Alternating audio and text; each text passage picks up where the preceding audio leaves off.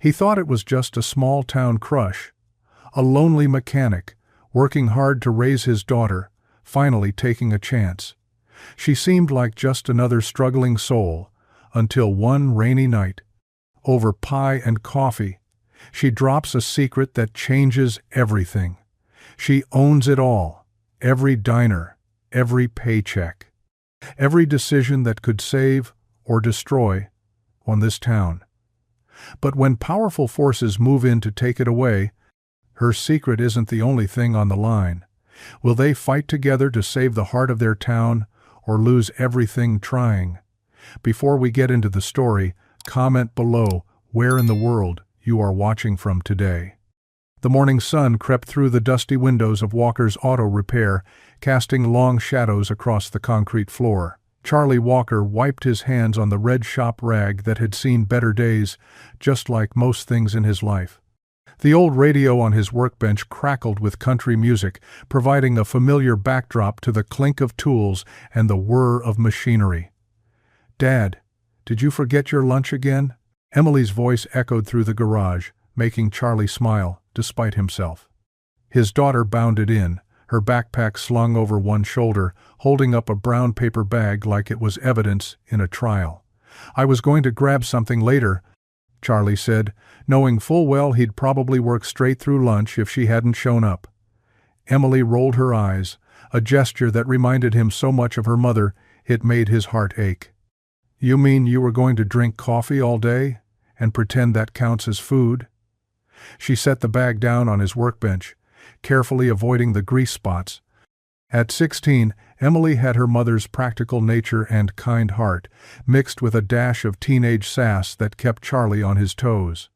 "Speaking of coffee," Emily said, a mischievous glint in her eye, "I saw Miss Grace at the diner yesterday. She asked about you." Charlie focused intently on organizing his socket wrenches, trying to hide the slight flush in his cheeks. "Did she need her car looked at?" "Dad." Emily's tone was equal parts exasperation and affection. "She doesn't need an excuse to ask about you, and you don't need an excuse to ask her out." "Emily," Charlie sighed, running a hand through his graying hair. "It's not that simple." "Why not? Mom would want you to be happy." Emily's voice softened. "It's been 8 years, Dad." Charlie looked around his shop, the worn tools, the ancient lift that groaned every time he raised a car, the stack of bills in his office drawer that seemed to grow taller each month. "I'm doing okay," he said. "We're doing okay." "Being okay isn't the same as being happy," Emily countered. She glanced at her phone and grabbed her backpack. "I've got to get to school. Promise me you'll at least think about it?" "I promise," Charlie said, pulling her into a quick hug, careful not to get grease on her clothes. "Now get going before you're late." After Emily left, Charlie found himself walking the 3 blocks to Hearth. The bell above the door chimed as he entered, and the familiar scent of coffee and fresh-baked biscuits wrapped around him like a warm blanket. Grace Thompson stood behind the counter, her gray-streaked dark hair pulled back in a neat bun, laugh lines crinkling at the corners of her eyes as she chatted with a customer. She looked up when Charlie entered, and her smile brightened. "Morning, Charlie," she called out. "The usual?" "Please," he nodded, settling onto his regular stool at the counter. He watched as Grace moved with practiced ease, pouring his coffee just the way he liked it, black, with just a hint of sugar. A man in a worn military jacket shuffled in, taking a seat in the corner booth. Charlie recognized him as one of the local veterans who sometimes did odd jobs around town. Grace caught Charlie's eye briefly, then walked over to the man's table. She returned to the counter a few minutes later, and Charlie noticed she'd brought the veteran a coffee and a plate of eggs, though he hadn't ordered anything. "Put it on my tab," Charlie said quietly. Grace shook her head. "Already taken care of," she replied with a gentle smile. "Some things are more important than money." Charlie felt something warm spread through his chest that had nothing to do with the coffee. He'd seen Grace do this before, small acts of kindness, when she thought no one was looking. It reminded him of Sarah, his late wife, who'd always found ways to help others even when they were struggling themselves. The morning rush kept Grace busy, but she still found moments to stop and chat with Charlie between refilling coffee cups and taking orders. They talked about Emily's upcoming school play, the unseasonably warm weather, and Mrs. Henderson's temperamental Buick that Charlie had fixed last week. When it was time to head back to the shop, Charlie left his usual tip and an extra $1, which he knew Grace would add to her unofficial fund for customers who couldn't afford a hot meal. The rest of the day passed in a blur of oil changes and brake repairs. As night fell, Charlie found himself lying in bed, staring at the ceiling. The street lamp outside cast a soft glow through his window, creating patterns on the wall that seemed to dance with his thoughts. "Just ask her out for coffee," he mumbled to himself, then chuckled at the irony.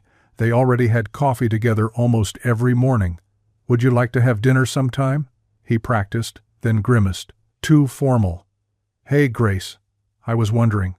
He rolled over, punching his pillow into a more comfortable shape. "I was wondering if maybe—" The ceiling offered no suggestions, and the street lamp continued its silent vigil as Charlie rehearsed different versions of the same question. None of them feeling quite right. 8 years was a long time to be out of practice, and the thought of dating again made his stomach do strange flips. But Emily's words from that morning echoed in his mind. Mom would want you to be happy. He knew she was right. Sarah had made him promise, in those final days, to not close himself off from love forever. Charlie lay there in the quiet of his small bedroom, watching the play of light and shadow, thinking about Grace's kind smile and the way she slipped extra biscuits onto his plate when she thought he wasn't looking. He thought about second chances and the courage it takes to reach for them. The windshield wipers squeaked across Charlie's truck window as he pulled into the Hearth parking lot. The steady drizzle had turned the evening sky a deeper shade of gray, and puddles reflected the diner's warm lights like mirrors on the asphalt. He checked his reflection in the rearview mirror, running a hand through his hair that was starting to show more silver than brown these days. "Come on, Walker," he muttered to himself. "You've rebuilt entire engines. This is just dinner." But his hand still trembled slightly as he reached for the door handle. The rain immediately soaked into his jacket as he made his way to the diner's entrance, the neon open sign casting a red glow through the droplets. The familiar bell chimed as he stepped inside, bringing with him the fresh scent of rain and the last bits of daylight. Grace looked up from where she was refilling the sugar dispensers, her face brightening with recognition. "Charlie, you're early today," she said, reaching for a clean mug. "And soaked to the bone. Let me get you some coffee to warm up." He stood there dripping on the checkered floor, suddenly very aware of his wet shoes squeaking against the linoleum. "Thanks, Grace. Actually, I closed the shop early today. Thought I might." The words stuck in his throat like a rusty bolt. Grace set the coffee pot down and leaned against the counter, giving him her full attention. Her gray-streaked hair was coming loose from its bun, creating a soft frame around her face. "Everything okay? You look worried." Charlie slid onto his usual stool, grateful for the familiar perch. "No, everything's fine." "Great, actually." He wrapped his hands around the warm mug she placed before him. I was wondering." A truck driver at the far end of the counter called out for a refill, and Grace held up one finger to Charlie. "Just a second," she said, grabbing the coffee pot. Charlie watched her move down the counter, chatting easily with the customers as she poured coffee and cleared plates. She had a way of making everyone feel special, remembered. She knew the truck driver's name was Bill, that he had 3 kids in college, that he always took the northern route to Denver. When she returned, Charlie took a deep breath. "Grace, I was wondering if maybe you'd like to have dinner sometime?" The words came out in a rush, like air from a punctured tire. Grace's hands stilled on the counter, and for a moment that felt like an eternity, Charlie's heart hammered in his chest. Then she smiled, a real smile that reached her eyes and made them crinkle at the corners. "I'd love to," she said simply. Charlie let out the breath he'd been holding. "Really?" "Really." She glanced at the clock on the wall. "Actually, my shift ends in 20 minutes. If you don't mind waiting, we could have dinner right here. Unless you had somewhere else in mind." "Here's perfect," Charlie said quickly, relief flooding through him. I'll wait right here." True to her word, 20 minutes later, Grace emerged from the back, her apron gone, her hair freshly smoothed back. She slid into the booth across from Charlie, now a customer instead of a server. The evening shift waitress, Jenny, brought them menus with a knowing smile. They ordered meatloaf for him, chicken pot pie for her, and fell into easy conversation about their days. Charlie told her about fixing Mrs. Henderson's Buick again, third time this month, and Grace shared stories about the morning rush. It felt natural, comfortable, like they'd been doing this for years. As they were finishing their meal, Grace's expression turned thoughtful. She pushed her empty plate aside and folded her hands on the table. "Charlie, there's something I should tell you. I haven't been entirely honest about who I am." Charlie's fork paused halfway to his mouth. "What do you mean?" "I'm not just a waitress here," she said carefully. I own Hearth, the whole chain." Charlie set his fork down slowly. "The whole chain? As in, all of them?" Grace nodded. "My father started the company 30 years ago. When he passed away, I inherited his majority share. But I didn't want to be just another corporate owner who never sees the inside of their own restaurants. So I started working shifts at different locations, getting to know the staff, the customers, the communities." She gestured around the diner. "I've been here in Willow Creek for 8 months now." Charlie sat back processing this information. The woman who'd been serving him coffee all these months, who slipped extra biscuits onto his plate and helped out struggling veterans, owned a restaurant chain worth millions. He looked down at his worn hands, the perpetual traces of engine grease under his nails that never quite washed away. "That's quite a secret," he managed. "Does it change things?" Grace asked softly, uncertainty creeping into her voice for the first time that evening. Charlie thought about it for a moment, really thought about it. He looked at Grace, not Grace the millionaire business owner, but Grace who remembered how everyone took their coffee, who had a kind word for every person who walked through the door, who worked long hours on her feet when she didn't have to.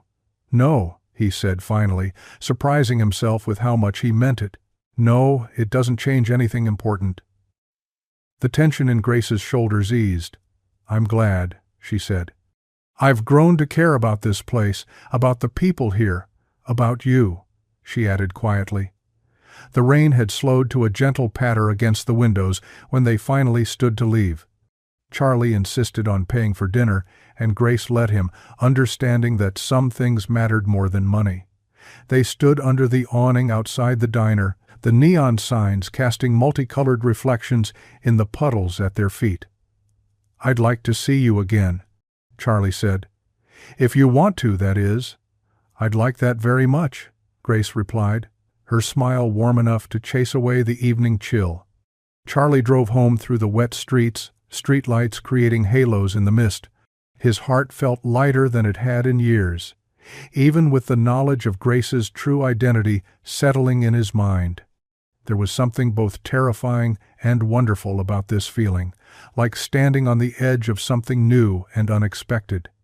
The morning sun streamed through the dusty windows of Walker's Auto Repair, casting long shadows across the concrete floor.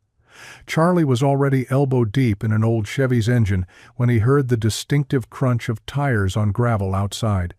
He straightened up, wiping his hands on a rag, expecting his first scheduled customer of the day. Instead, through the open garage door, he saw Grace stepping out of a modest sedan, carrying a paper bag that filled the air with the sweet smell of fresh baking. His heart did a little skip, remembering their dinner from the night before. "Good morning," she called out, navigating carefully around the various tools and parts scattered across the workshop floor. She wore simple jeans and a light blue sweater instead of her usual diner uniform. "I thought you might like some breakfast. These just came out of the oven." Charlie felt suddenly self-conscious about the grease stains on his coveralls. "You didn't have to do that." he said, but couldn't help smiling as she set the bag down on his workbench. I wanted to, Grace replied, opening the bag to reveal golden brown muffins studded with blueberries. Besides, I had an early meeting with some corporate folks over video chat. After dealing with spreadsheets and projections all morning, I needed to see a friendly face. Charlie pulled up 2 shop stools, clearing away some spark plugs to make space. Sounds complicated, he said, taking a muffin. It was still warm. Grace sat down, her expression growing slightly distant. It can be. I travel quite a bit for business. Board meetings, checking on different locations, that sort of thing. She paused, seeming to choose her words carefully. Actually, I'll be heading to Chicago next week for a few days. Charlie nodded, trying not to show his disappointment. Must be hard, being on the road so much. It can be lonely, Grace admitted, then quickly added, but it's necessary. And I do love visiting our different locations, meeting the staff, seeing how each diner becomes part of its community. She changed the subject, gesturing at the Chevy. What are you working on? Before Charlie could answer, the rumble of another engine announced a new arrival. An old pickup truck puttered into the lot, its exhaust coughing badly. Behind the wheel sat Joe Miller, a Vietnam veteran Charlie had known for years. "Morning, Charlie," Joe called out as he climbed stiffly from the cab. "Think you can take a look at this old girl? She's not running right." "Of course, Joe. Give me just a minute to finish up here and—" But Grace was already moving toward Joe, her face lighting up with recognition. "Mr. Miller, I didn't know you came to Charlie's shop." Joe's weathered face broke into a smile. "Well, if it isn't my favorite coffee pourer. Charlie's the only mechanic I trust with my truck. Been coming here since before his hair went gray." Grace laughed, then noticed Joe rubbing his knee. Without missing a beat, she pulled up another stool. "Here, sit down while Charlie takes a look. How's your granddaughter doing? Sarah, right? Last time you were in, you mentioned she was applying to colleges." Charlie watched as Joe settled onto the stool, his usual gruff demeanor softening as he talked about his granddaughter's achievements. Grace listened intently, asking questions that showed she'd been paying attention to every conversation they'd had at the diner. While Charlie checked the truck's timing belt, he could hear them chatting about everything from Sarah's scholarship applications to Joe's physical therapy progress. Grace even remembered the name of Joe's service dog who had passed away last winter. "You know," Joe said as Charlie finished up the inspection, "it does an old man's heart good to see folks like you two looking out for this town. We need more of that these days." Grace's cheeks colored slightly, but before she could respond, her phone buzzed. Checking it, she sighed. "I'm sorry, I have another meeting in 20 minutes, but Charlie." She turned to him, her eyes bright. "The diner's hosting a community pancake breakfast this Saturday. Would you and Emily like to come? It's nothing fancy, just a chance for everyone to get together." "We'd love to," Charlie said without hesitation, his heart warming at the way her face lit up at his answer. "Wonderful. It starts at 8. She gathered her purse, then paused. "Oh, and Joe? Bring Sarah if she's home this weekend. I'd love to hear about those college visits firsthand." After she left, Joe watched her car pull away. "That's a special lady, Charlie. Don't see many business owners who care like that anymore." Charlie nodded, thinking about how naturally Grace had fit into his workshop, how easily she connected with people like Joe. "Yeah," he said softly, "she really is." Saturday morning arrived clear and crisp. The Hearth parking lot was already filling up when Charlie and Emily arrived, the diner's windows steamy from all the cooking inside. The bell chimed as they entered, and the familiar space had been transformed. Tables had been pushed together to create long communal seating, and the air was thick with the smell of coffee and maple syrup. Grace moved through the crowd in her apron, carrying plates and stopping to chat with everyone she passed. She wasn't just serving food. She was building connections, remembering details about people's lives, introducing neighbors who might not have met before. "Dad," Emily whispered, nudging him. "You're staring." Charlie blinked, realizing he had indeed been watching Grace. But it wasn't just her he was seeing, it was the way she brought the whole room to life. How she'd created this space where a retired teacher could share stories with a young mother, where kids could color while their parents caught up with old friends, where someone like Joe could feel valued and remembered. Grace caught his eye across the room and waved, her smile brightening even further. She made her way over, somehow managing to carry 3 plates of pancakes without spilling a drop. "I'm so glad you both came," she said, setting the plates down. "Emily, I made sure to add extra chocolate chips to yours. Your dad mentioned they're your favorite." Emily beamed. "Thanks, Grace. This is amazing. Look how many people showed up." "That's what community is all about," Grace said, gesturing at the crowded diner. "Sometimes people just need a reason to come together." A burst of laughter drew their attention to a table where Joe was apparently telling one of his famous fishing stories to a group of teenagers, including his granddaughter Sarah. The young people were actually listening, engaged and amused rather than buried in their phones. Charlie watched Grace watching the scene, saw the genuine joy in her expression as she took in the connections being formed over simple pancakes and coffee. In that moment, he understood something profound about her, that despite her wealth and position, what truly mattered to her was right here, in this room, in these small moments of human connection. She caught him watching and tilted her head questioningly. "Everything okay?" "Yeah," he said softly. "Everything's perfect." The black Mercedes stood out like a sore thumb among the pickup trucks and well-worn sedans that usually filled the Hearth parking lot. Its glossy finish and tinted windows caught the morning sun, drawing curious glances from the regulars inside. Charlie was underneath Mrs. Peterson's ancient Buick when Emily burst into the garage, still wearing her school backpack. "Dad, did you see that fancy car at the diner?" She was practically bouncing with excitement. "Everyone's talking about it. Jenny's mom works in the kitchen, and she says some big-shot businessman from the city showed up asking for Grace." Charlie rolled out from under the car, wiping his hands on a shop rag. "That right?" He tried to keep his voice casual, but something tight formed in his chest. "Yeah, and get this. He was wearing this super expensive suit, like movie star expensive." Jenny's mom said he looked totally out of place ordering coffee. The morning wore on and more snippets of gossip trickled in with each customer. Sarah, who worked the morning shift at the diner, mentioned the man's name when she brought Charlie his usual lunch order, Philip Marston. Some kind of corporate developer. Grace took him to her office. "You know that back room she never uses?" Sarah's voice dropped to a whisper. "They've been in there for hours." Betty from the kitchen says she heard something about buying properties when she walked past. Charlie's sandwich sat untouched as he watched more expensive cars pull into the diner's lot throughout the afternoon. Men and women in business attire filed in and out, their faces serious as they consulted phones and tablets. Around closing time, Charlie couldn't shake his unease. He walked over to the diner, telling himself he just wanted his usual evening coffee. The bell chimed as he entered, but the familiar warmth of the place felt different somehow. 2 waitresses huddled near the coffee maker, their voices low but worried. "Said they're looking at all the small-town locations. I'd heard they want to put in one of those fancy chain restaurants instead. What about our jobs? I've got kids to feed."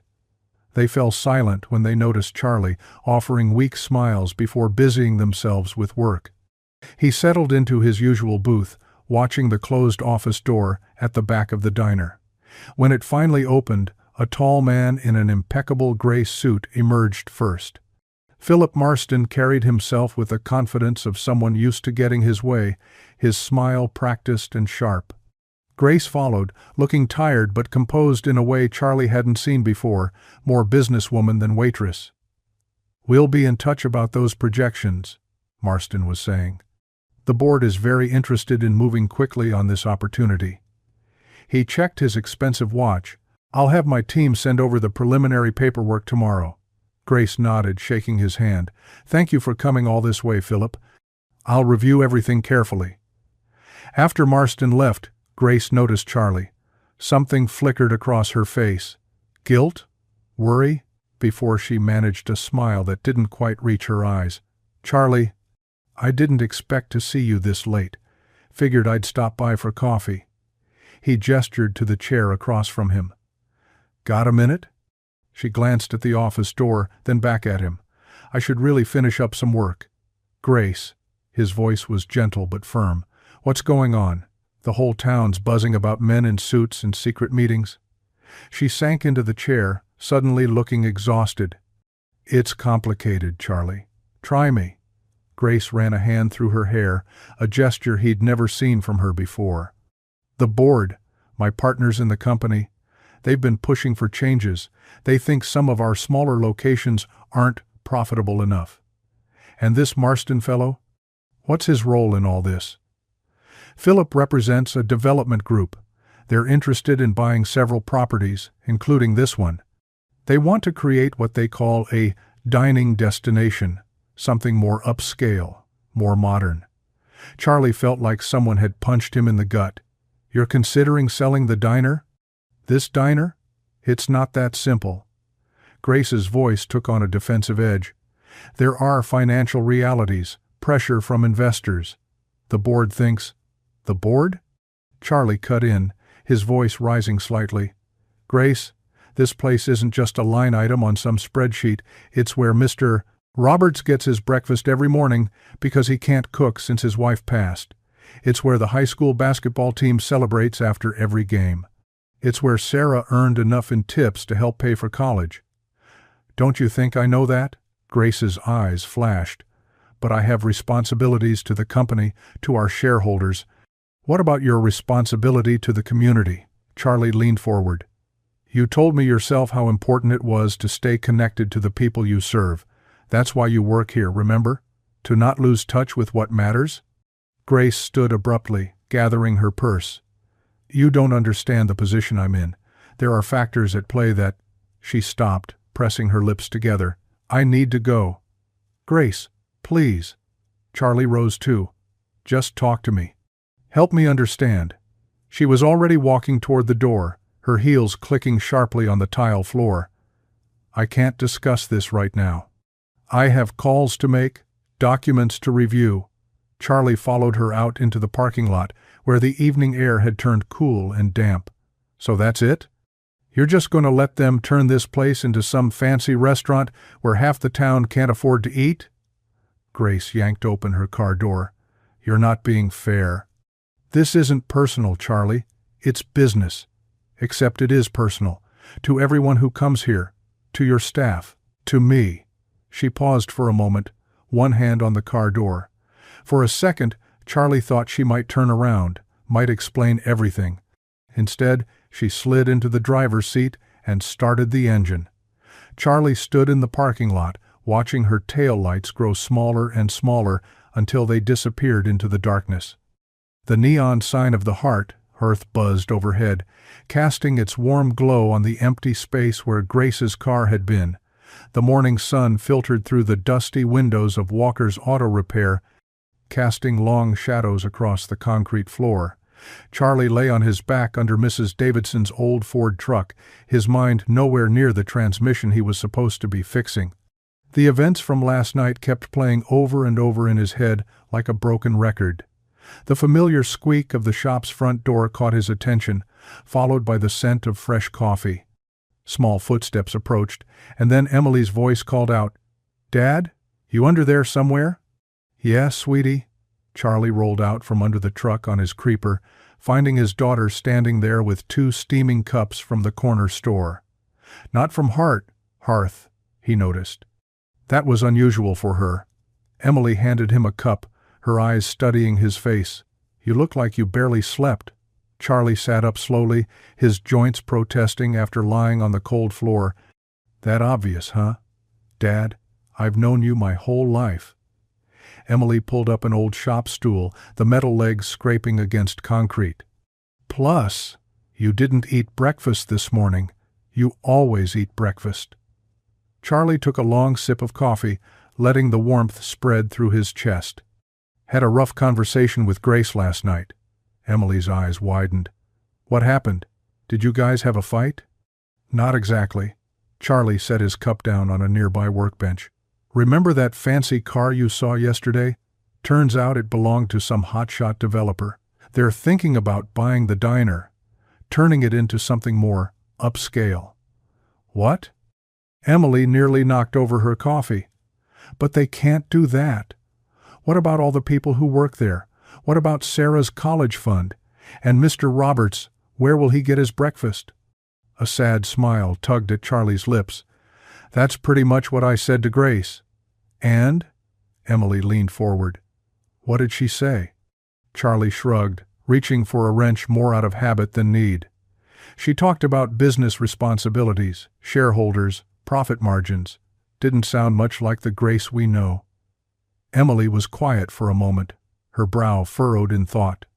Then she straightened up suddenly, nearly bouncing off her stool. Dad, we can't just let this happen. We need to do something. Honey, it's not that simple. Yes, it is. Emily started pacing the garage floor, her energy filling the space. Remember when they wanted to tear down the old library? Everyone got together, signed petitions, had meetings. They saved it. Charlie watched his daughter, something stirring in his chest. That was different. The library was public property. So what? The diner might be private, but it belongs to the community too, in its own way. Emily stopped pacing and faced him. Dad, you always taught me that if something matters, you fight for it. Does the diner matter? Charlie thought about all the moments that place had held for them over the years. Birthday celebrations with chocolate milkshakes, quiet dinners after his wife passed when cooking felt impossible. Emily doing homework in their regular booth while he chatted with the regulars. Yeah, he said softly. It matters. Then let's fight for it. Emily's voice held that same determination her mother used to have. We can start small, talk to people, get them involved. Charlie stood up, wiping his hands on his coveralls. You really think people would care enough? Are you kidding? Have you seen how packed that place gets during the Sunday breakfast rush? Emily grinned. We could put up flyers, maybe have a meeting right here in the shop, get everyone together to brainstorm ideas. The more Emily talked, the more Charlie felt his spirits lifting. He walked over to his office, a small space cluttered with invoices and repair manuals, and found some blank paper. Okay, let's draft something up. For the next hour between customers, they worked on a simple flyer, Save Our Hearth, it read at the top. Community planning meeting, because some things are worth preserving. They listed the shop's address and set a date for 2 days later. Charlie spent the rest of the day talking to customers about the situation while he worked on their vehicles. Mrs. Peterson offered to bring her famous apple pie to the meeting. Tom from the hardware store promised to spread the word to his customers. Even grumpy old Mr. Henderson seemed concerned, muttering about how he'd been eating the same meatloaf special every Thursday for 20 years. By late afternoon, Emily had posted flyers all over town, in shop windows, on community bulletin boards, even at the high school. Word spread quickly in Willow Creek, and Charlie's phone kept buzzing with text messages from concerned neighbors and friends. Around dinner time, Sarah from the diner stopped by the shop. Grace knows what you're doing, she said quietly. She saw one of the flyers in the post office. Charlie's hands stilled on the engine he was working on. Did she say anything about it? Sarah shook her head. Not really. She just got this funny look on her face and went back to her office. But Charlie? She touched his arm. We're all behind you, the whole staff. This place, it's more than just a job to us. After closing up the shop, Charlie headed home. The house was quiet. Emily was at her study group. He walked into his bedroom and opened the top drawer of his dresser, pulling out an old photograph he kept there. The picture showed his wife, Linda, sitting in their regular booth at Hearth. She was laughing at something off camera, her eyes bright, a coffee cup cradled in her hands. It was taken just months before the cancer diagnosis that would change everything. Charlie sat on the edge of his bed, holding the photo carefully. "I could use your advice right about now, hun," he whispered. "Grace is special. Different than I expected, but special. And this place, our place, it needs saving. Help me do this right." The photograph didn't answer, but Charlie could almost hear what Linda would say. She'd tell him to follow his heart, to fight for what mattered, to remember that sometimes the biggest changes start with the smallest actions. Saturday morning dawned bright and clear, the kind of early autumn day that made Willow Creek shine. Charlie arrived at his shop an hour earlier than usual, pushing aside tool cabinets and dragging out every folding chair he could find. His hands were shaking slightly as he arranged them in a rough semicircle. Emily burst through the door at 7:30, carrying a box of donuts and a cardboard tray of coffee cups. "Dad, the bakery donated these when they heard what we were doing. And look." She gestured outside where Tom from the hardware store was unfolding a card table. "He's setting up refreshments. This is really happening, isn't it?" Charlie ran a hand through his hair, suddenly aware he hadn't properly combed it. "Of course it is." Emily started arranging the donuts on paper plates. "People care about this place, Dad. They just needed someone to take the first step." By 8 o'clock, people began trickling in. Mrs. Peterson arrived with her promised apple pie, still warm from the oven. Mr. Roberts, the veteran who visited the diner every morning, came wearing his old service cap. Sarah and 2 other waitresses showed up, still in their uniforms from the breakfast shift. The shop slowly filled with familiar faces and quiet conversation. Charlie noticed how different his workspace looked, filled with his neighbors instead of cars. The smell of coffee and baked goods replaced the usual scent of motor oil and grease. "Quite a turnout," Tom commented, squeezing through the growing crowd. "Must be 30 people here already." Charlie nodded, his throat tight. He was about to respond when the shop suddenly went quiet. He turned to see Grace standing in the doorway, her expression unreadable. She wore a simple blue dress instead of her usual waitress uniform, and Charlie realized this was the first time he'd seen her dressed as the business owner she truly was. His heart hammered against his ribs as she made her way through the parting crowd. "I hope you don't mind if I join," Grace said softly when she reached him. Before Charlie could answer, Emily appeared at his side. "Of course not. Here, take my chair." She practically pushed Grace into the seat, then gave her father a meaningful look. Charlie cleared his throat. "Well, I guess we should get started." He looked around at the expectant faces. "Thank you all for coming. I know Saturday mornings are precious." "Not as precious as our diner," someone called from the back, followed by murmurs of agreement. Charlie managed to smile. "That's why we're here. As some of you may have heard, there's talk about selling the hearth." He glanced at Grace, who sat straight-backed but attentive.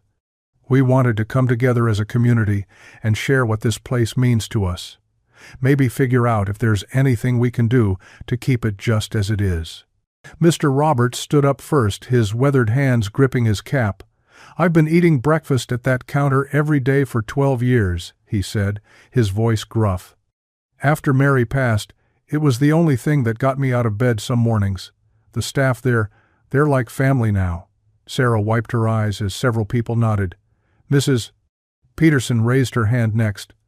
"When my Arthur was sick last winter, Grace, though I didn't know who she really was then, she had soup delivered to our house every day for 2 weeks. Wouldn't take a penny for it." Mrs. Peterson's voice wavered. "That's not the kind of thing you get from one of those fancy chain restaurants." One by one, people stood to share their stories. A single mother told how the diner let her kids do homework there after school while she worked an extra shift at the hospital. A teenager described how he learned responsibility working his first job, bussing tables. The high school coach talked about victory breakfasts after big games, a tradition going back 20 years. Charlie watched Grace's face as she listened. Her professional mask slowly melted away, replaced by something softer, more vulnerable. When Tom mentioned how the diner had hosted a fundraiser for his daughter's medical bills, Charlie saw Grace blink back tears.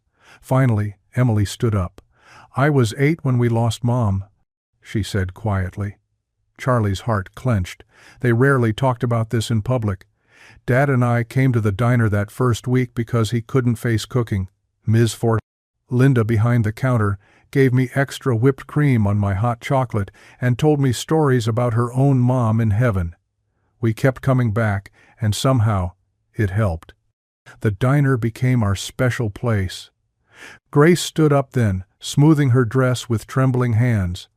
"I had no idea," she said, her voice thick with emotion. "When I inherited this chain from my father, he taught me to look at spreadsheets and profit margins.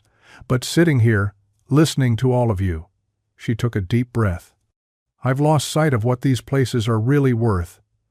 "So you'll keep it open?" someone called out hopefully.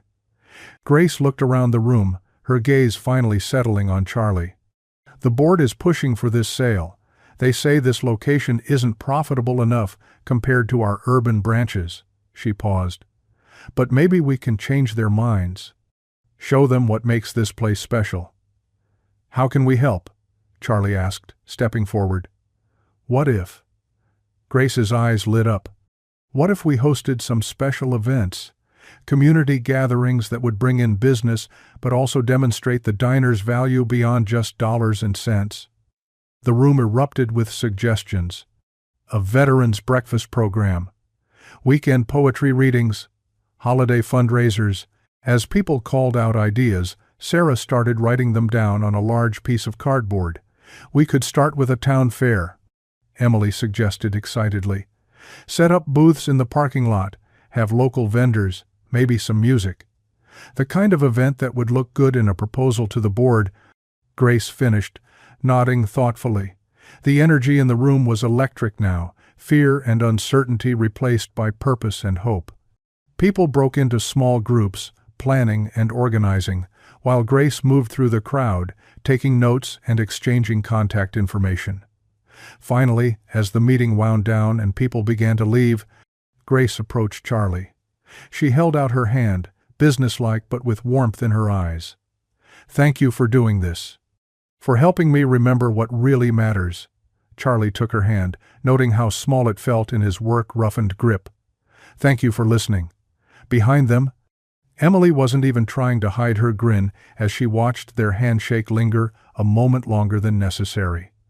The morning sun hadn't yet cleared the horizon when Charlie pulled into the Hearth's parking lot.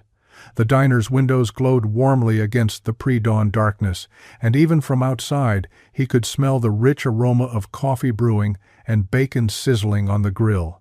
Inside, the usual morning crew bustled about, but today felt different. Red, white, and blue streamers hung from the ceiling, and small American flags decorated each table. Sarah, wearing a flag pin on her apron, arranged fresh flowers in mason jars while humming softly. "Charlie!" Grace emerged from the kitchen, her face flushed from the heat. She wore her familiar waitress uniform despite her true status, but today it was adorned with a patriotic ribbon. "I'm so glad you're here early. We've got quite a crowd expected." "Wouldn't miss it," Charlie said, shrugging off his jacket. "Where do you need me?" "Actually," Grace hesitated, twisting her hands in her apron, "I know you're good with the grill. Our regular cook called in sick, and—" "Say no more," Charlie rolled up his sleeves. "Point me to the kitchen." The industrial kitchen was a far cry from his home setup, but Charlie felt oddly at ease among the gleaming stainless steel surfaces. Linda, the senior waitress, gave him a quick orientation on where everything was stored. "The pancake batter's already mixed," she explained, pointing to large containers. "And here's our special recipe card for the veterans' breakfast." Charlie studied the laminated card, nodding. "Got it. Basic breakfast with a few extras. Seems straightforward enough." As he familiarized himself with the kitchen layout, he heard the front door chime. Through the service window, he watched Grace greeting the first veterans. Mr. Roberts led the group, wearing his service medals proudly pinned to his jacket. Behind him came others Charlie recognized from town, along with faces he didn't know. "They're coming from 3 counties over," Sarah explained as she picked up her first order. Word got around fast. The kitchen soon fell into a rhythm. Charlie flipped pancakes and eggs with practiced ease, while Linda called out orders and kept the coffee flowing. Through the window, he caught glimpses of Grace moving from table to table, stopping to chat with each veteran, learning their stories. "Order up," Charlie called, sliding plates onto the warming shelf. 3 specials, extra crispy bacon. Around 8 o'clock, a woman in a smart blazer entered, notebook in hand. Grace greeted her warmly, the reporter from the regional paper they'd been hoping would cover the event. Charlie watched as Grace led her through the diner, introducing her to veterans and their families. "Can you believe this turnout?" Emily appeared in the kitchen doorway, having arrived to help serve. She wore a red, white, and blue bandana tied in her hair. The parking lot's completely full. Charlie beamed at his daughter while cracking eggs one-handed. "Pretty amazing, kiddo. Your idea about spreading the word on social media really worked." "Dad?" Emily rolled her eyes, though she was smiling. "Nobody calls it social media anymore, but yeah, it worked." The morning rushed by in a blur of orders and conversations. Charlie lost count of how many pancakes he'd flipped or eggs he'd scrambled. His back ached from standing, but his heart felt full every time he heard laughter or snippets of stories from the dining room. Around 11, as the crowd began to thin, Grace slipped into the kitchen. "Take a break," she insisted, touching Charlie's arm. "You've been at this grill for hours." "I'm fine," he protested, but Grace was already untying his apron. "Linda can handle things for a few minutes. Come outside with me, we could both use some fresh air." The morning had warmed into a beautiful day. They stood in the small garden area behind the diner, where someone had planted cheerful marigolds along the fence. The sounds of conversations and clinking dishes drifted through the open kitchen window, but out here, it felt peaceful. "I can't thank you enough," Grace said softly. "For everything. The cooking, the planning, just being here." Charlie shrugged, suddenly self-conscious. "It's nothing special. Anyone would have helped. But they didn't. You did." Grace turned to face him. The morning sun caught in her hair, making it glow like honey. "You know, when I first inherited this chain, I thought I knew exactly what made a restaurant successful. Numbers, efficiency, standardization. But being here, working alongside people like you." She shook her head. "I'm learning there's so much more to it. A place like this," Charlie gestured toward the diner, "it's not just about food, it's about belonging. Having somewhere to go where people know your name, care about your story. Like how you remembered Mr. Roberts takes his coffee with 2 sugars, no cream." Grace smiled. "I saw you prepare it exactly right this morning without being told." "Well, some things just stick with you," Charlie said, then added with a grin. "Like how you always save the last blueberry muffin for Mrs. Peterson on Thursdays." Grace laughed, a genuine unguarded sound that made Charlie's heart skip. "You notice that?" "I notice a lot of things about you," he admitted, then immediately felt his face grow warm. But Grace didn't seem to mind. She took a step closer, her eyes bright. "The reporter asked me why this location was special enough to save. I told her it's because of moments like this morning, veterans sharing their stories, neighbors helping neighbors, a mechanic stepping in to cook breakfast without being asked." She paused. "People like you, Charlie, who make this more than just another diner." Charlie didn't know how to respond to that. His hands, still smelling of bacon and coffee, felt rough and inadequate next to Grace's polished presence. But when he looked at her, he saw past the business owner to the woman who slipped extra biscuits to lonely customers and remembered everyone's birthday. Grace must have read something in his expression because she laughed again, that same wonderful, unguarded sound. Then, as naturally as sunrise, she reached for his hand, her fingers intertwined with his, neither of them seeming to care about the lingering scent of the kitchen.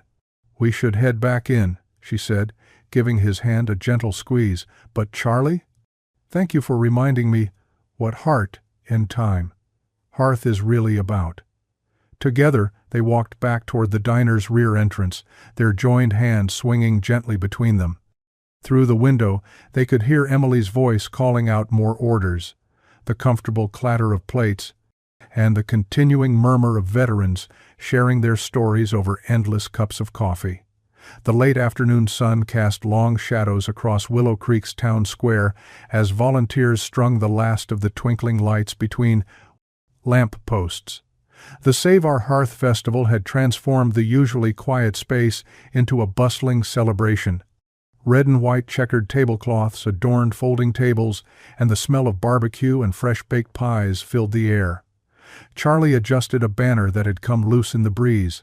From his ladder, he could see the whole square filling with townspeople.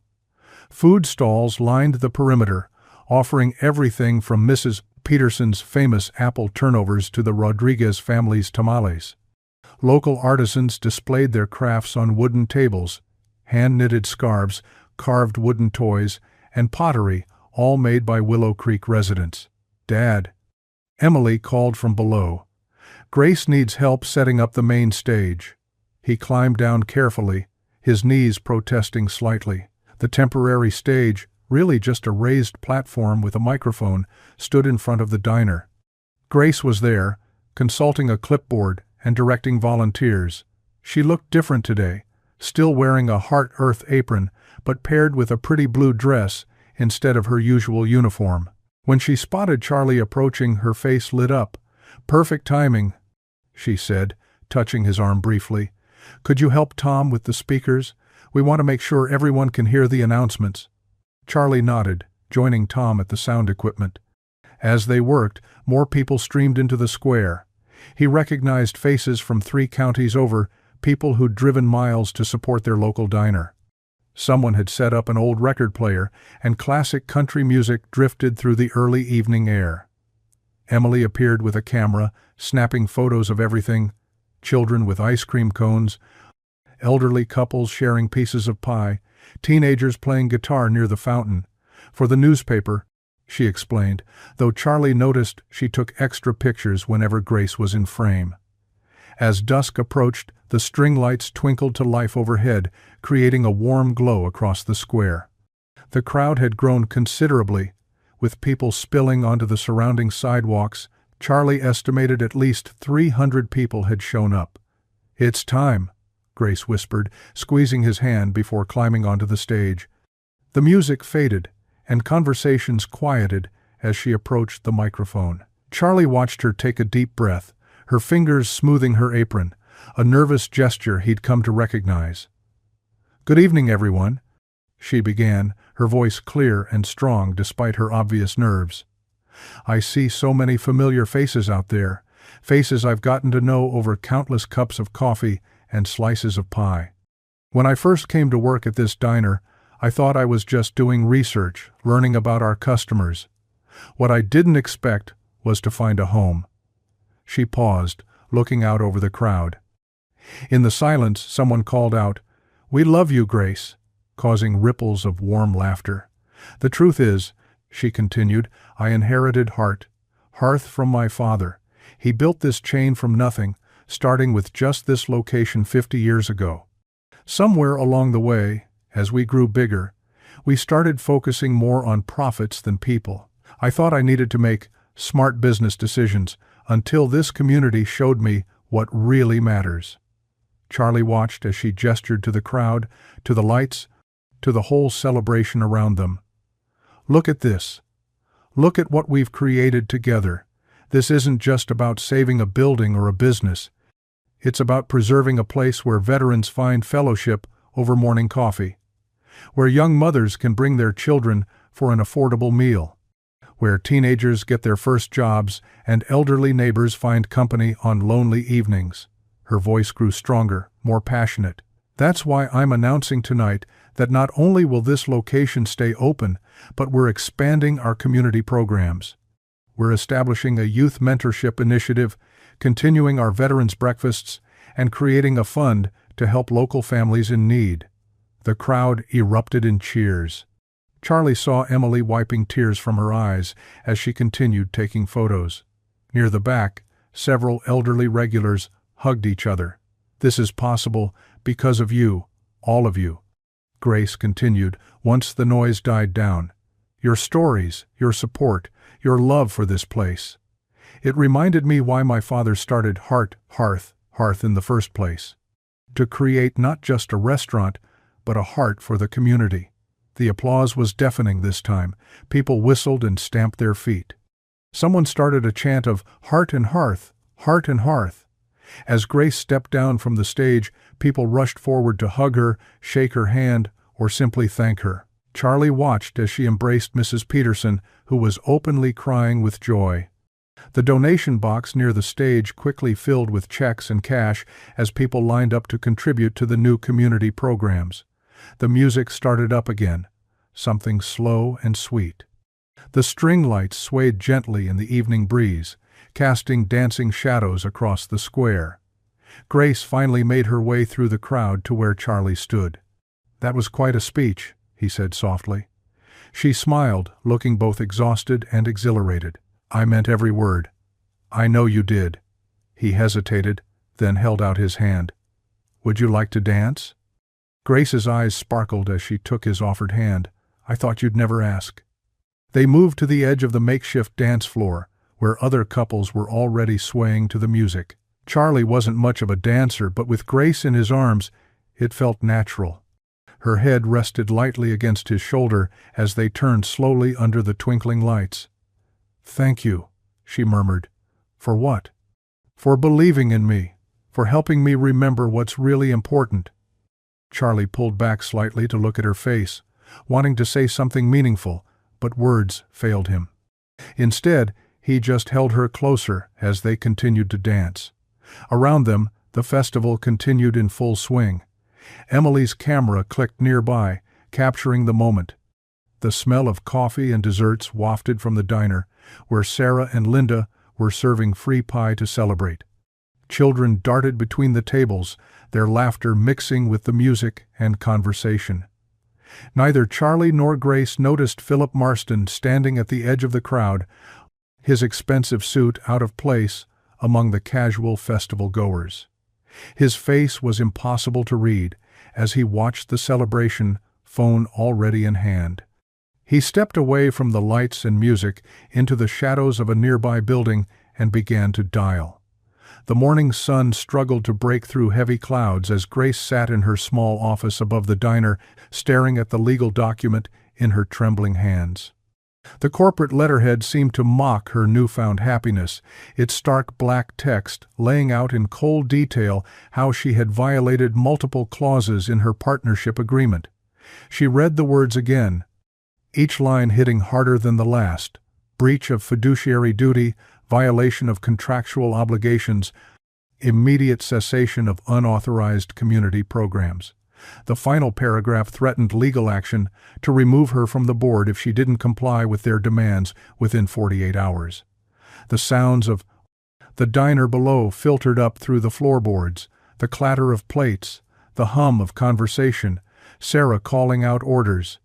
Everything seemed normal, yet nothing felt right anymore. Her phone buzzed.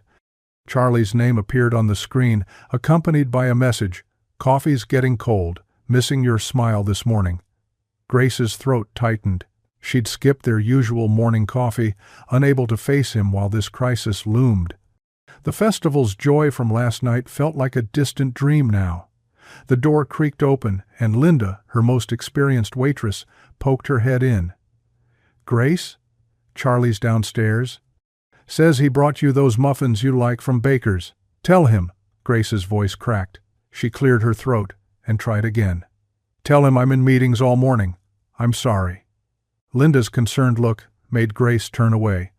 Once the door closed, she pulled out her phone and typed a message to Charlie. "Need some space to handle business matters. Will call you soon." Her finger hovered over the send button for a long moment before she pressed it. Immediately, 3 dots appeared as Charlie typed a response. Grace put the phone face down on her desk, unable to watch. Downstairs, Charlie sat at his usual spot at the counter, the paper bag of muffins untouched beside him. He read Grace's message twice, confusion and hurt mixing in his chest. Everything had been perfect last night. The festival, their dance, the way she'd smiled up at him under the lights. What had changed? Sarah refilled his coffee cup without asking, her expression sympathetic. "She's been up there since dawn," she offered quietly. Looked like she'd been crying when she came in. Charlie's worry deepened. He pulled out his phone to respond. "Everything okay? I'm here if you need me." The minutes ticked by with no reply. The morning regulars came and went. The muffins grew cold. Finally, Charlie stood up, leaving a generous tip that made Sarah shake her head. "On the house today, hun," she said. "You take care of yourself." The bell above the door chimed as he left. Through the upstairs window, Grace watched him walk to his truck, his shoulders slumped in a way that made her heart ache.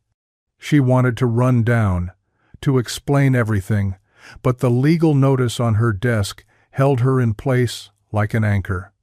At the garage, Charlie threw himself into work, trying to lose himself in the familiar rhythm of engines and tools. But every time the shop's door opened, he looked up hoping to see Grace. By lunch, Emily found him still under Mrs. Henderson's old Buick, pretending to adjust something that didn't need adjusting. "Dad?" Emily's voice echoed in the garage. "Sarah called me. Said you looked pretty down this morning." Charlie slid out from under the car, wiping his hands on a rag.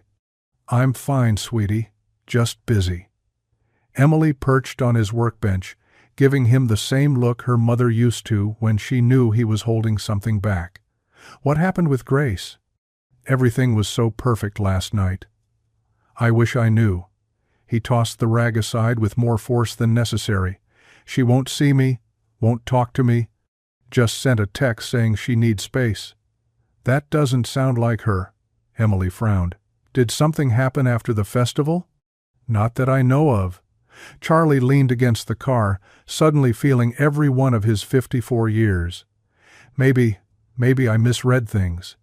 Maybe she realized a small-town mechanic isn't what she needs. "Dad, stop." Emily hopped down from the bench. "I saw how she looked at you last night. That wasn't fake. Something else must be wrong. Either way, if she wants space, I have to respect that." "Since when do you give up so easily?" Emily's voice rose slightly. "Mom always said you were the most stubborn man she'd ever met, in a good way. That once you cared about something, you never let go without a fight." Charlie's expression softened at the mention of his late wife. "Your mother was a wise woman." "Then listen to her." Emily put her hands on her hips. "Grace is special. You know it, I know it, the whole town knows it. Whatever's wrong, she probably needs you now more than ever, even if she's pushing you away." Before Charlie could respond, his phone buzzed. For a moment, hope flared in his chest, but it was just a text from a customer about an oil change. The afternoon dragged on, each hour marked by the steady tick of the wall clock and the absence of Grace's usual midday visit with coffee. Dark clouds gathered outside, matching Charlie's mood. At closing time, the first drops of rain began to fall. Charlie moved through his end-of-day routine mechanically, putting away tools, counting the register, updating his bookkeeping. Emily had already gone home to start dinner, leaving him alone with his thoughts. Thunder rumbled in the distance as he walked to the front door. The rain was falling steadily now, creating rivers in the gutters and turning the world gray. He flipped the sign to closed and turned the key in the lock. In the window's reflection, illuminated by the street lamp, he caught sight of himself. The lines around his eyes seemed deeper, the gray in his hair more pronounced. He looked tired, not just from a long day's work, but from the weight of hope suspended and possibly lost. The same hope that had made him feel younger just yesterday now made him feel every day of his age. He reached up to touch the glass, his weathered hand matching his reflections, wondering if he'd been foolish to think someone like Grace could really fit into his simple life. The rain fell harder, drumming against the roof of the garage. Charlie stood there a moment longer, watching his reflection fade as the window fogged up from the temperature difference between the cooling garage and the warm rain outside. Charlie sat in his office, the late afternoon sun casting long shadows through the dusty windows. On his desk, A wooden box lay open, its hinges creaking slightly as he traced his fingers over its contents. Inside, his father's war medals gleamed dully: Bronze Star, Purple Heart, service ribbons that told a story of sacrifice and duty. Beside them, nestled in a faded velvet pouch, was the pocket watch. He lifted it carefully, feeling its familiar weight. The gold case showed signs of age but still caught the light beautifully. His father had received it from his own father, who'd brought it over from Ireland in 1922. For 3 generations, it had been a symbol of their family's heritage. The phone on his desk rang, startling him. It was Emily. "Dad? Everything okay? You usually call when you're working late. Just doing some thinking, sweetheart." He continued to study the watch. "Remember Pop's old pocket watch? The fancy gold one?"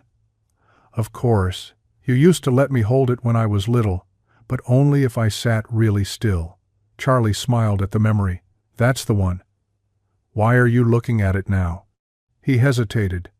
Sometimes you have to let go of one precious thing to help another." There was a pause on the line.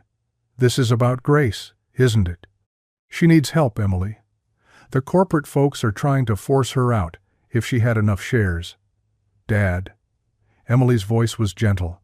"That watch is all we have left of Pop. We have his medals, his letters, his stories that we'll never forget." Charlie's voice grew stronger. "But more importantly, we have his example. He taught me that doing the right thing matters more than keeping things safe in a box." Emily was quiet for a moment. "You really care about her, don't you?" "I do, honey, but it's more than that.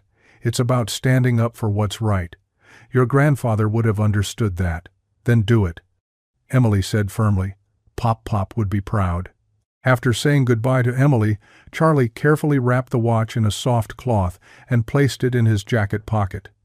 He'd already made some calls and found a reputable collector in the next town over who specialized in antique timepieces. The drive took 40 minutes through winding country roads that were just starting to show signs of spring. The collector's shop was smaller than he'd expected, tucked between a bookstore and a cafe in the historic district. Inside, the air smelled of old wood and polish. Display cases held hundreds of watches, from delicate wristwatches to ornate grandfather clocks. An elderly man with wire-rimmed glasses looked up from his workbench. "Mr. Walker?" The collector stood, extending his hand. "I'm Herbert Mills. We spoke on the phone about the Waltham?" Charlie nodded, carefully unwrapping the watch. Under the bright shop lights, its craftsmanship was even more apparent. Herbert put on a jeweler's loupe and examined it with reverent care. Exceptional piece. 1899 model, original case, movement in remarkable condition. He looked up at Charlie. "May I ask why you're selling family pieces like this?" "Sometimes loving something means letting it go," Charlie said quietly. "Sometimes there are more important things than holding on to the past." Herbert studied him for a moment, then nodded, as if understanding something unspoken. He named a figure, higher than Charlie had expected, enough to make a real difference in Grace's fight for control. The transaction was quick but respectful. Herbert provided proper documentation and promised to find the watch a home where it would be appreciated. As Charlie left with the cashier's check in his pocket, he felt both lighter and heavier. The sun was setting by the time he pulled up to Grace's house, a modest Victorian on the outskirts of town that somehow suited her perfectly. Light glowed from the windows, and he could see her silhouette moving inside. His knock was answered quickly, as if she'd been nearby. Grace's eyes widened in surprise. "Charlie?" "I thought. I said I needed space." "You do, and I'll give it to you. But first..." He pulled out the check and held it out. "The town believes in you, Grace. I believe in you." She stared at the check, then at him. "Charlie, this is... How did you? Does it matter?" "What matters is that you're not alone in this fight." Grace's eyes filled with tears. "You don't understand. The legal fees alone, and even if we win, the The board. Then we'll face that too. Charlie's voice was steady. Together. If you want. She looked down at the check again, then back at his face. Something she saw there made her step back from the door. Come in, please. Her dining room table was covered with papers, legal documents, financial statements, letters from lawyers. She pulled out a chair for him, then sat close enough that their shoulders almost touched. Look at this. She pointed to one document. They're claiming I violated my contract by not consulting the board before starting the community programs. And this. She shuffled through more papers. They're trying to force a vote to remove me next week. Charlie took her hand, feeling its slight tremor. Then we have a week to fight back. Grace squeezed his hand, her voice thick with emotion. Why are you doing this? After I pushed you away. Because some things are worth fighting for. He looked at their joined hands. Some people are worth fighting for. They sat together, reviewing papers as the room grew darker, and the only sound was the rustle of documents and their quiet discussion. Grace kept hold of his hand, as if drawing strength from the connection. The check lay on the table between them, not just money, but a symbol of faith, of community, of the belief that sometimes the simplest gestures can spark the biggest changes. In the growing darkness, they began to plan their next move, their joined hands a promise that whatever came next, neither of them would face it alone. The morning sun cast long shadows across the courthouse steps as people gathered in small clusters, their breath visible in the cool air. Charlie stood among them, tugging at his tie, borrowed from his neighbor since he hadn't worn one since his wife's funeral. His work boots felt out of place against the formal marble steps, but Grace had insisted his presence mattered more than his attire. Inside the historic building, the wood-paneled courtroom slowly filled. Charlie found a seat next to Mr. Henderson, the veteran who came to the diner every morning for coffee and conversation. Behind them sat Mrs. Chen from the flower shop and the Martinez family who ran the hardware store. It seemed half of Willow Creek had shown up to support Grace. Grace sat at the front table beside her lawyer, her usual warm smile replaced by focused determination. She wore a simple navy suit, her hair pulled back neatly, but Charlie noticed she still had on the small heart-shaped pendant she always wore at the diner. Some things didn't change, even here. The bailiff called the court to order, and Judge Eleanor Matthews entered, her black robes swishing as she took her seat. The corporate lawyers from Hearth's board filled the other table, their expensive suits and leather briefcases, speaking of big city power. In the matter of Thompson versus Hearth corporate board, Judge Matthews began, her voice clear and measured. We're here to determine whether Ms. Thompson violated her contractual obligations and if the board's motion to remove her is valid. Mr. Harrison, you may present the board's case. The lead corporate lawyer stood, straightening his tie. Your Honor, this is a simple matter of contract law. Ms. Thompson deliberately violated Section 7.3 of her agreement by implementing unauthorized programs and refusing to proceed with board-approved property sales. Her actions have cost the company significant potential revenue. Charlie watched Grace's shoulders tense slightly, but her expression remained calm. Her lawyer, a local woman named Sarah Chen, who'd grown up eating at the diner, rose next. Your Honor, we'll demonstrate that Ms. Thompson's actions not only aligned with the company's founding principles, but have resulted in increased revenue and community goodwill, assets that far outweigh any theoretical losses from declined property. Sales. The morning proceeded with careful precision. The corporate lawyers presented graphs showing potential profits from selling various diner locations to developers. They quoted bylaws and contract clauses, their arguments technical and cold. When Grace's turn came, she approached the podium with quiet confidence. Charlie sat straighter, remembering her words from the festival, knowing she could make others understand what really mattered. Your Honor, Grace began, my father founded Hearth with a simple mission, to create places where communities could gather, where nobody would be turned away hungry, where kindness mattered more than profit margins. She gestured to the stack of papers before her. I have here thousands of signatures from people whose lives have been touched by our diners. I have financial reports showing how our community programs have actually increased our profits while serving those in need. She pulled out a thick folder. These are letters. From veterans who found friendship at our morning coffee groups. From single mothers who could afford to treat their children to dinner because of our family discount nights. From elderly customers who found purpose volunteering at our community events. Judge Matthews leaned forward, interested. And the financial impact of these programs? Grace smiled, lifting another document. Our quarterly reports show a 15% increase in revenue since implementing these initiatives. Customer loyalty has doubled. Staff turnover has dropped to nearly zero. These aren't just numbers, Your Honor. They're proof that doing good is good business. The corporate lawyers objected, citing procedures and protocols, but Grace was prepared.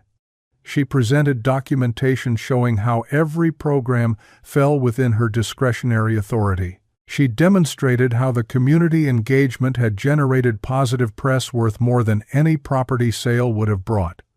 Furthermore, she continued, I have here a proposal to amend our corporate charter.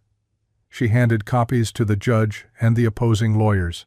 This would establish protective measures for community-focused locations while still maintaining profitable growth. It's not about choosing between business and community. It's about building a stronger company by strengthening our communities. The morning wore on. Charlie listened as townspeople took the stand, one after another, telling their stories. Mr. Henderson spoke about how the Veterans Breakfast program had helped him find purpose again. Mrs. Chen described how the diner had been there for her family when they first arrived in town, barely speaking English, but always welcomed with smiles and kindness. Finally, Judge Matthews called a brief recess to review all the evidence. Charlie watched Grace step outside for air, her composure wavering slightly now that all the arguments had been made. He wanted to go to her, but knew she needed these moments to herself. 20 minutes later, they all filed back in. The judge adjusted her glasses, looking at her notes one final time before speaking. This court has reviewed all evidence and arguments presented. While the board's concerns about procedural oversight are noted, Ms. Thompson has demonstrated both the legal authority for her actions and their beneficial impact on the company's mission and financial health. Charlie felt his heart speed up as Judge Matthews continued. Furthermore, her proposed charter amendments show admirable foresight in balancing corporate growth with community responsibility. Therefore, this court rules in favor of Ms. Thompson. She will retain her position and full control of Hearth, with authority to implement her proposed charter changes. The gavel struck with finality, but it was almost lost in the sudden eruption of cheers from the townspeople. Grace turned to her lawyer, tears in her eyes as they hugged. The corporate lawyers gathered their papers quietly, knowing they'd been defeated not just by legal arguments, but by the power of community itself. Outside on the courthouse steps, the morning sun had warmed the air. Town folks gathered around Grace, offering congratulations and hugs. Charlie stood back, watching her shine in this moment of triumph until she caught his eye through the crowd. She made her way to him, her smile brighter than he'd ever seen it. Without hesitation, she stepped into his arms, and he held her close, feeling the tension finally leave her body. "We did it," she whispered against his shoulder. "We really did it." "You did it," he corrected gently. "You fought for what was right. Dad, Grace." Emily's voice cut through the crowd as she ran up the courthouse steps, her school backpack still over her shoulder. She must have come straight from class. She crashed into them both, turning their embrace into a group hug, her eyes bright with relief and joy. The autumn evening cast long shadows through the windows of Hearth, but inside, warmth and light spilled from every corner. The diner had undergone a gentle transformation over the past few months. Fresh paint in warm cream tones brightened the walls, and the worn booths had been reupholstered in deep red leather that gleamed under the softened lighting. Mason jars filled with wildflowers dotted each table, and the new community wall stretched along the back, covered with photographs that told the story of Willow Creek and its people. Charlie adjusted his collar, feeling slightly out of place in the dress shirt Emily had insisted he wear for tonight's community celebration. But when he caught Grace's eye across the room, her smile made him forget his discomfort. She wore a simple blue dress that swished around her knees as she moved between tables, checking on guests and topping off coffee cups. Some habits from her waitressing days refused to die, even now that everyone knew who she really was. "Looking sharp, Mr. Walker," called out Mr. Henderson, raising his coffee cup from his usual spot by the window. The elderly veteran sat with his usual group, their table covered with half-eaten slices of apple pie. "Grace sure cleaned you up nice." Charlie chuckled, running a hand through his gray hair. "Don't get used to it. Back to coveralls tomorrow morning." The diner hummed with life and conversation. In the corner, Grace had installed a children's reading nook with short bookshelves and cushions.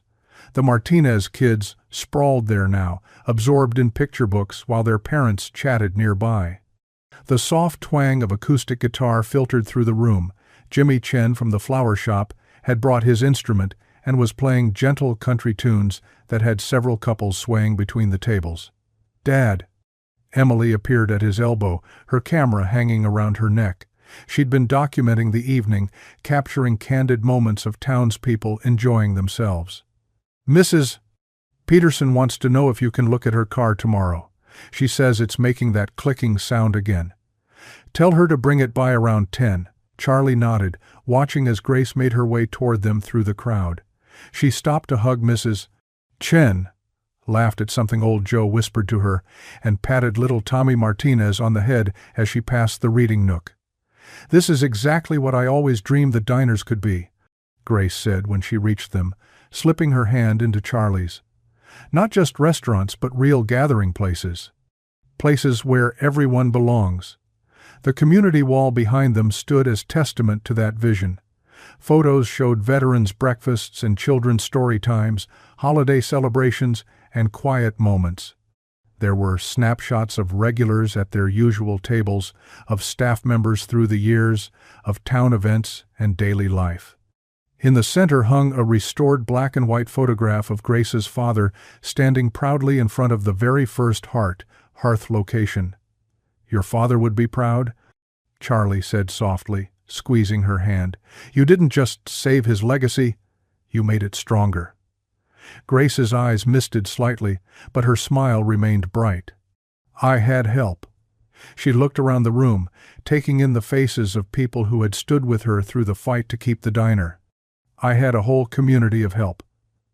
The guitar music shifted to something slower, and couples began to drift toward the cleared space near the counter. Mr. and Mrs. Martinez swayed together, her head on his shoulder. Even old Joe had convinced Mrs. Chen to share a dance, both of them laughing as he tried to remember the steps. "Mom loved dancing," Emily said quietly, watching the couples. She held up her camera, snapping a photo of the Henderson sisters, both in their 80s, holding hands and moving to the music like they were teenagers again. Charlie felt Grace's hand tighten in his. He looked down to find her watching him with a gentle question in her eyes. Without a word, he led her to the makeshift dance floor. They moved together easily, as if they'd been dancing for years instead of months. Grace's head fit perfectly against his shoulder, and Charlie caught the familiar scent of her shampoo, something light and floral that always reminded him of spring mornings. Around them, the diner's warm light cast everything in a gentle glow. "Remember the first time you came in here?" Grace murmured against his shoulder. "You ordered black coffee and couldn't look me in the eye." Charlie chuckled. "I was nervous. The pretty waitress kept giving me extra biscuits. I was trying to get your attention. It worked." Emily circled them with her camera, capturing moments as they turned slowly to the music. The veterans' table broke into laughter at some shared joke. Tommy Martinez had fallen asleep in the reading nook, a picture book still open on his lap. Mrs. Peterson was sharing her secret pie recipe with one of the younger waitresses. Every corner of the diner held a story, a connection, a piece of the community they'd all fought to preserve. Grace lifted her head to look at Charlie, her eyes soft in the dimmed lighting. "Thank you," she said quietly. "For what?" "For believing in me, for helping me remember what really matters." She glanced around the room. "For showing me that sometimes the best things in life aren't in business plans or profit margins." Charlie pulled her closer as they swayed to the music. He thought about that rainy night when he'd finally worked up the courage to ask her out, how nervous he'd been, how sure he was that someone like her would never be interested in a simple mechanic. He thought about all the twists and turns that had led them here, to this moment, surrounded by the warmth of community and the promise of tomorrow. Emily raised her camera again, catching the moment as Charlie and Grace moved together in the gentle light. The flash was soft, preserving the scene forever. Her father's quiet joy, Grace's peaceful smile, the love that had grown between them against all odds. Lowering the camera, Emily stepped close to her father's side. "Looks like you found our happy ending," she whispered, her voice carrying that mixture of teasing and tenderness that reminded Charlie so much of her mother. Charlie smiled, holding Grace closer as they continued to dance. Around them, the diner hummed with life and laughter, the clink of coffee cups, the murmur of conversation, the soft notes of guitar music floating through the air. This was what home felt like, he realized. Not just the building or the business, but the heart of it all. People coming together, sharing their lives, creating something beautiful from the simple moments they share. If you enjoyed the story, I handpicked this next story that you will enjoy. Please don't miss this one. Click here to watch it.